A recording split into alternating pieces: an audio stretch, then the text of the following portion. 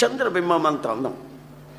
అందం అంటే మనోళ్ళు అనుకునేది వయసు మీద ఒకరినొకరు చూసుకొని అబ్బా అందంగా ఉందే, అబ్బా చాలా అందంగా ఉన్నాడే అనుకుంటారు. ఆడుకుండే జబ్బు వీళ్ళకి తెలియదు, దానికి ఉండే జబ్బు వీళ్ళకి తెలియదు. మొహం చూసి బైబిల్ రాసింది కదా, చాలా చక్కటిది, చాలా అందగత్తె. 21 సంవత్సరం దాన్ని పెళ్లి చేసుకోవాలని ఒకడు ఊళ్యం చేశాడు,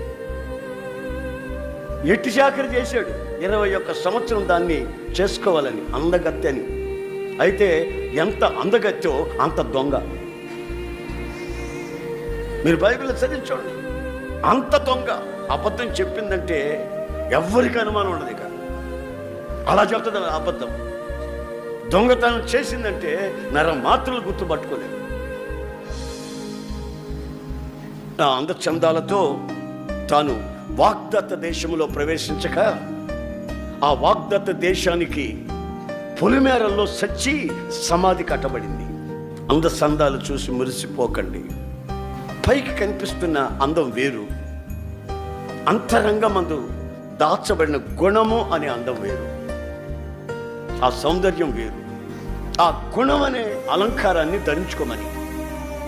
ఇంకా దేవుని వాక్యం ఏమంటుందంటే బ్యూటీ ఆఫ్ హోలీనెస్, పరిశుద్ధమైన అలంకారం.